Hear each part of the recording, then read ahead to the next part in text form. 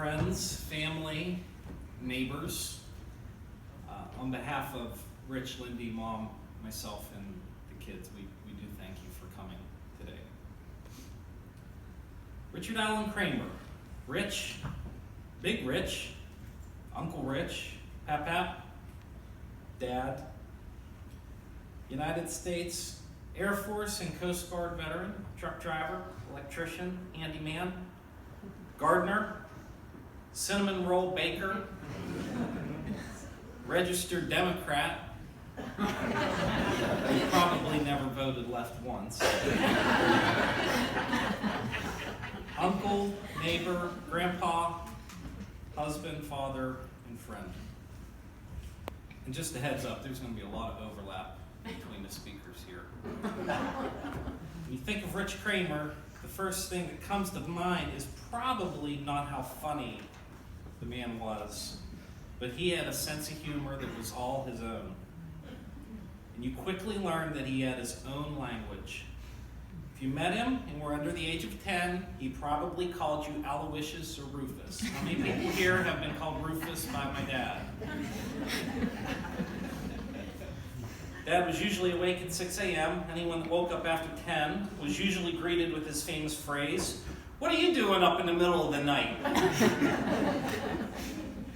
I recall riding in his truck. Anytime someone was pulled over on the side of the road by a cop, he would say, "You're doing a fine job, officer." Of course, any family or friend that ever called the house knew his famous line when he answered the phone, "Kramer's of beautiful downtown Grindstone." I knew the term whatchamacallit long before I ever tried the candy bar. Often when my girls did something kind for him, he would say, "I'm going to dance at your wedding," is his way of saying thanks. When you walked in the door, he would greet you by simply saying, "Well." Of course, anytime you said goodbye, he said, "I'll see you around the campus." My kids enjoy many stories about my dad that I have to tell often. Like, my dad hated the idea of touching a peach. He thought the peach fuzz gave him the willies. One summer, I was traveling with him in his truck. For a few days, we went out to eat. The waitress would ask for our order. I told Dad to order an orange juice. About the second or third day, he asked me why I kept telling him to order orange juice. I said, "Because I like after you take a big drink, you let out a big ah." Another story we love is a time when we were on vacation. Near the end of the trip, his equally funny sister Lois realized something. She said, "I've been taking pictures this whole trip, and I just realized I didn't have any film in the camera." In a dry, sarcastic way that only my dad could use, he said under his breath, "I don't know if I'd go around bragging about that."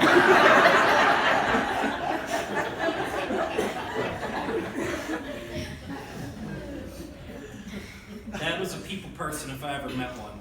I wish I had that quality like him. He was naturally sweet, kind, and funny to anyone he met. When you were out to dinner with him, he almost always made the waitress feel special by funning with her.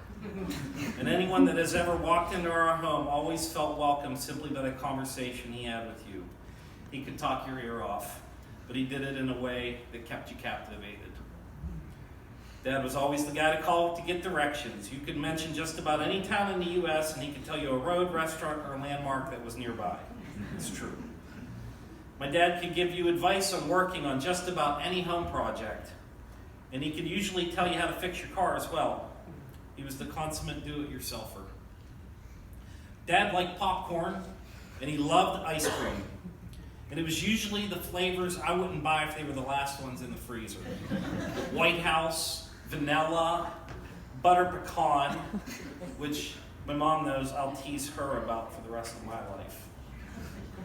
He loved watching Fox News, Jeopardy, Wheel of Fortune, The Price is Right, golf, and any college or NFL football game that was on. There were many things my dad could not tolerate. The man never saw a television commercial in his life. His face would immediately be buried in the newspaper. And he read a lot of newspapers. I can't imagine how many comeback football games he missed because he turned the channel when he got upset with the game. He had no tolerance for anything on the news that he didn't feel lined up with what he felt was American.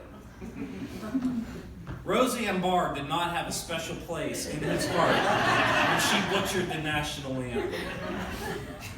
Once he caught me watching Roseanne, I immediately had to turn off the TV, and I learned a lesson. Dad sure loved his family. One way he expressed that love in action by the many trips we took. In our younger years, before my parents bought the campground, we traveled often. Whether it was to one of many trips to Ohio, Virginia, or Michigan, to visit family, or trips like we took to Pontotoning or Tennessee, you know he enjoyed sharing his passion for seeing the country with his kids. I've been in roughly 35 states with my dad. Then when the grandkids started coming, a shift happened. My parents bought a campground where they could express that love of family in a different way.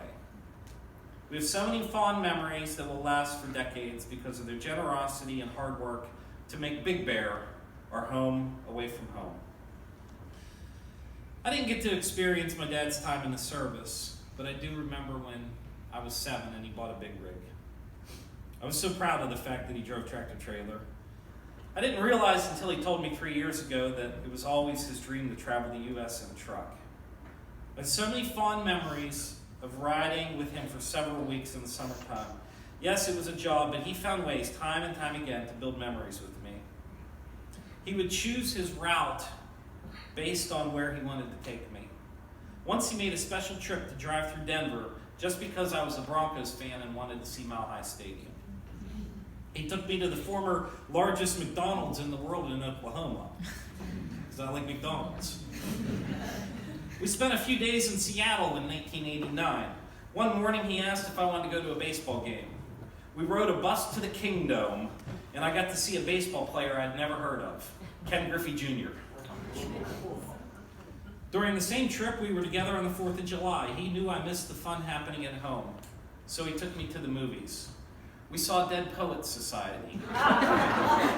As we were walking out of the theater, he said, "Do you want to go back in and watch Batman?" We did. And he had to be exhausted or bored out of his mind because he slept through the whole movie. He once had me on the naval base Top Gun, and you'll never guess what movie he took me to see there. Who Framed Roger Rabbit? He really wanted to see Coming to America, but he must have seen the excitement in my eyes for the other flick. I will never forget those small sacrifices he made. We walked across the border to Tijuana when we were in Southern California. Mom and I went to Vancouver with him. He often drove to his favorite truck stops where we always had a good meal. He rewarded my efforts of solving a Rubik's Cube in the truck for the first time by taking me out for a steak dinner at one of his favorite stops that I do not recall. One evening he said, "We're going to the Grand Canyon tomorrow." He drove all night from San Diego to Flagstaff, Arizona, arriving in the morning. He took a 45-minute nap, and then we boarded a bus. I had the privilege of seeing him looking in awe at that breathtaking sight. I will never forget his reaction, and I will always cherish the times I got to travel with him. Dad had a quiet Christianity about him. He didn't wear his faith on his sleeve. Not everyone's born to be a preacher. Dad wrestled with his beliefs, but make no mistake about it, he was a firm believer in Jesus Christ. He listened to sermons all the time. If you happened to be up at 6 a.m., you would often find him at the table reading his Bible with commentaries nearby. He may not have shared the gospel with you with his words, but his actions yelled loudly that he was a Christian. His qualities of kindness, generosity, compassion, tenderness, forgiveness, love for all people, fatherly love, and humor were reflections of his Father in heaven. The love of Jesus was on display in his final days as he walked through the shadow of death with grace and dignity, praying out loud in front of his family, asking the Lord to welcome him into his kingdom, and asking for prayer as he could muster the strength. Today is a celebration. Celebration of a full life with a lasting legacy. Celebration for him because he is where we long to be. Can I get an amen? Amen. There's no more pain for him, and he is experiencing things that we cannot begin to imagine. We're going to miss him, but these memories bring us great joy. The name rich has special meaning to me right now. Some people long to be rich with money or material possessions, but we're rich for the wonderful gift we have been given by knowing this man. The Lord gave and the Lord has taken away. Blessed be the name of the Lord. Our hearts are heavy right now, but we thank God for his kindness and showing his love to us by sharing this special person in our lives. We thank God that we are all better people for knowing him. We are rich. And we know that we will be together once again very soon.